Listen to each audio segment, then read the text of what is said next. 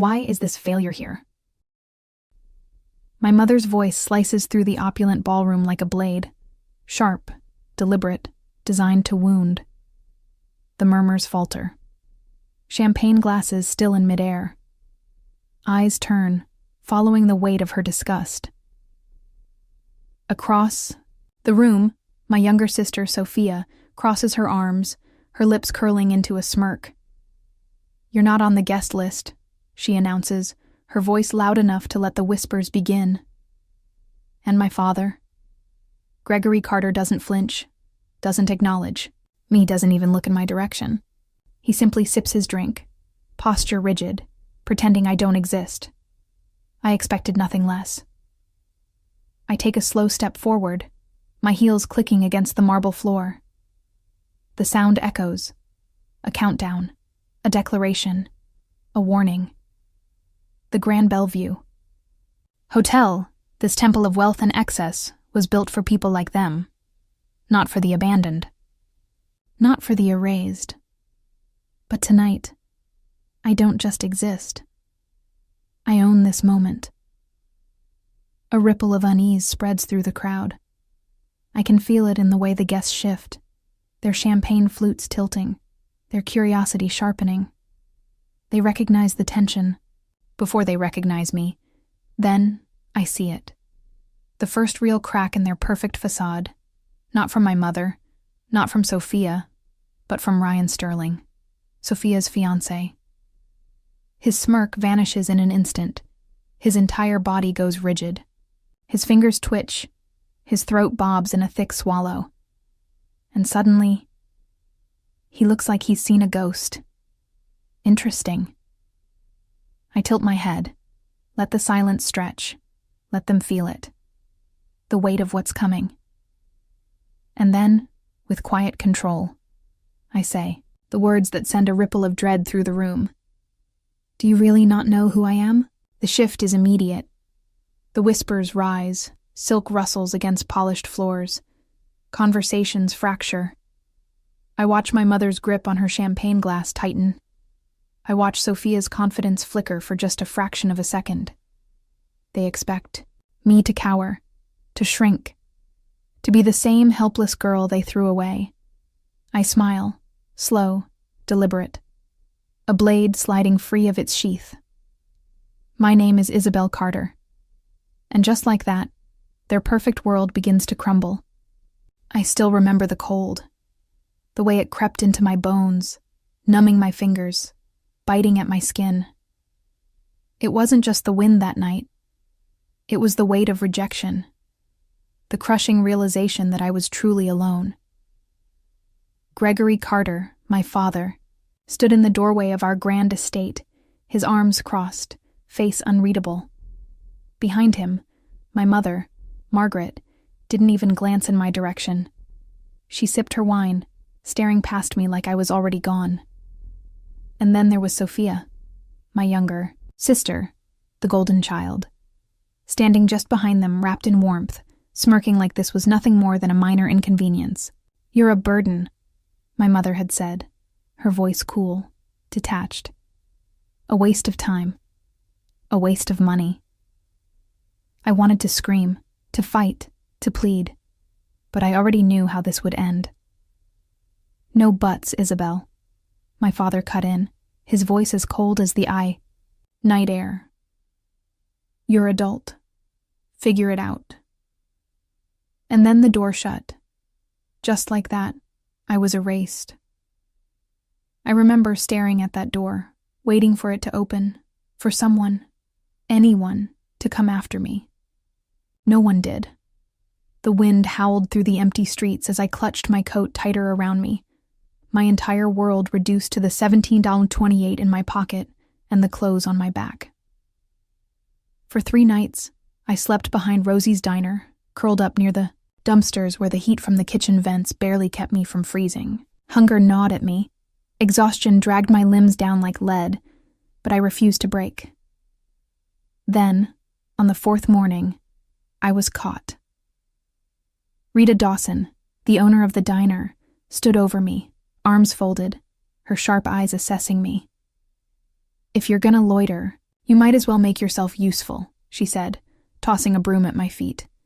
That was my first break. I scrubbed floors, washed dishes, worked double shifts without complaint. By the end of the month, Rita let me sleep on an old cot in the back storage room. By the end of the year, I had scraped together enough to enroll in community college. I didn't stop. I couldn't stop. At 20, I earned a full scholarship to a prestigious business program. At 23, I was interning at a fast-growing medical startup. At 27, I launched my own medical nutrition brand, a company that would disrupt the industry and make me millions. And the Carters? They never knew. Because they didn't deserve to. Sophia recovers first, of course. She tilts her chin up, that ever-present smirk twisting her lips. The golden child, so sure of her place in the world, so certain of her untouchability.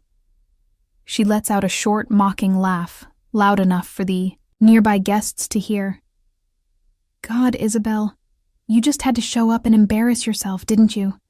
She sneers, her voice dripping with condescension. Still desperate for attention, I see. You couldn't even make it through college, and now you're trying to what? Crash my wedding and make a scene? I smile, slow and deliberate. Oh, I muse, tilting my head. Is that what they told you? For the first time, I see the faintest flicker of uncertainty in her gaze. I reach into my clutch and pull out a neatly folded sheet of paper. I take my time unfolding it, letting the tension coil tight, letting the weight of the moment settle over her. Then, I hold it up just enough for Ryan, standing stiffly beside her, to see. His eyes move across the page, and his face drains of color. What is this? His voice is quiet, but there's something dangerous underneath. Sophia shifts beside him, her fingers clenching. Oh, please. She's making things up. It's your academic record, I say smoothly. The one that proves you never finished medical school. A murmur ripples through the nearby guests. Ryan doesn't move. He just keeps staring at the document, as if he can't quite believe what he's reading. His jaw tightens, his fingers flexing at his sides. He knows it's real. Sophia's eyes dart between us, panic creeping into her expression. Then she laughs. Not a nervous laugh. No, a loud, performative one. She throws her head back, as if this is the funniest thing she's ever heard. This is pathetic, she scoffs, shaking her head. You show up here with some fake paper and think you can ruin my wedding? Honestly, Isabel, I should be flattered. I mean, it's obvious you're just jealous. Look at me. Look at my life. I have everything you don't. A successful fiancé, a loving family, a future you could only dream of. I don't react. Instead, I step closer, my voice calm, measured. If I'm so irrelevant, I murmur, why do you look so nervous? Her smirk flickers, just for a fraction of a second. But I see it. Ryan sees it too. His grip tightens around the document. Sophia, he says slowly, his voice cold. Tell me this. Isn't true. She scoffs again, but there's an edge to it now, a brittle quality that wasn't there before. Oh my God, Ryan. You're actually believing her? You know how she is. She twists things. She lies just to make herself feel important. Lies? I cut in smoothly. Interesting, because I have more. The tension in the room shifts, sharp and electric. Margaret steps forward now, ever the strategist, ever the cold, calculating matriarch. Enough of this nonsense, she says, voice clipped. I won't let you ruin your sister's wedding with these absurd accusations. I turn to her, meeting her gaze head on. Oh, Margaret, I say, smiling just slightly. You should know better than anyone that I don't make accusations. I present facts, and then I drop the next bombshell. Why don't we talk about the financial fraud case against the Carter Family Clinic? Dead silence. Gregory Carter, my father, the man who stood in that doorway all those years ago and threw me into the cold, stiffens. His jaw twitches. I reach into my clutch again, this time pulling out a sleek black USB drive. I toy with it, between my fingers, watching as realization dawns in his eyes. I have bank statements, I continue, voice light, casual. Emails, legal documents, proof that your little family-run clinic has been committing insurance fraud for years. Sophia inhales sharply. Margaret's fingers tighten around the stem of her champagne flute. Gregory, he pales. The murmur among the guests grows louder now, whispers turning into quiet gasps. That's ridiculous, Gregory says finally, his voice low, controlled. You have no idea what you're talking about. I take a slow step closer, lowering, my voice just enough for only him to hear. You didn't think anyone would find out, did you? He flinches. For the first time in my life, Gregory Carter looks afraid. Dr. Manning steps forward, his face red with fury, his fingers clenched into fists at his sides. The once composed and distinguished hospital director now looks like a man who just realized he's been made a fool of. His voice cuts through the stunned silence like a blade. You told me she had her degree, he says, his sharp gaze locked on Gregory. You vouched for her. You guaranteed her credentials were legitimate. Margaret, ever the master of deception, straightens her shoulders, forcing a smile that doesn't quite reach her eyes. Dr. Manning, this is a misunderstanding. Whatever my daughter did or didn't do, she never graduated, I say, voice cool, steady. She never even came close. Ryan hasn't moved. He's still staring at the document in his hands, his knuckles white, his breathing uneven. Finally, he exhales, slow and measured, and turns to Sophia. His voice is eerily calm. Tell me this isn't true. Sophia doesn't answer. Ryan's face hardens. His fingers curl around the engagement ring on his hand. I defended you, he mutters, his voice barely above a whisper. I trusted you. And the whole time you were just... He cuts himself off with a sharp, humorless laugh. Then, without another word, he yanks the ring off his finger and hurls it at her feet. The metallic clink against the marble floor is deafening. Sophia makes a desperate sound, reaching for his arm, but Ryan steps back, disgust twisting his features. Don't! He snaps, his voice filled with raw betrayal. Margaret's eyes widen, and she lunges forward, her voice dropping into a pleading tone, one laced with the kind of manipulation she's perfected over the years. Ryan, sweetheart, let's be reasonable. You and Sophia are meant to be together. A few mistakes don't change that. Ryan shakes his head, his expression filled with something dangerously close to regret. You don't get it, do you? It's not just one mistake. It's everything. Every word, every lie, every fraud. He turns to look at me then, his gaze filled with something unreadable. She was right. Margaret blinks, momentarily speechless, and for the first time, true desperation flickers in her eyes. But I'm not done yet. I exhale, slow and deliberate, letting the weight of the moment settle before I drop the final bombshell. You've been using my identity for tax fraud for the past decade. The room erupts. Margaret gasps. Gregory's face goes white. The whispers around the ballroom turn into full-blown murmurs of shock. That's a lie. Gregory snarls, his voice shaking.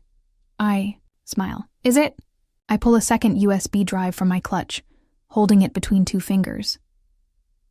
Because I had my identity checked recently. Imagine my surprise when I found out that someone had been filing fraudulent tax returns under my name. Someone who just so happens to own a certain family-run clinic. Dr. Manning turns sharply to his assistant. Call the legal department now. Gregory lunges forward, but security is already stepping in, the weight of my words crashing over him like a tidal wave. His composure shatters. "You think you're better than us?" he roars, his voice desperate, unhinged. I meet his eyes, tilting, my head slightly. "I don't have to think it," I say, my voice smooth, unshaken. "I know it." Security grips his arms just as Margaret stumbles back, her perfectly polished facade cracking, panic finally setting in. The guests step away now, their gazes filled with nothing but judgment and scandal, the once revered Carters nothing more than cautionary tales. And Sophia? She's on her knees, sobbing, her perfect wedding dress pooling around her in ruins. Take one last look at the wreckage I've left behind, then I turn my back on them. The ballroom is chaos.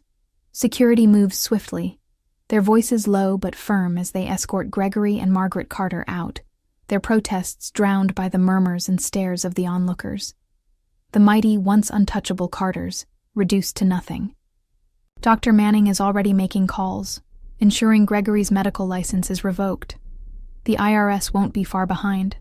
Their empire is crumbling, their wealth, their influence, gone. And Sophia?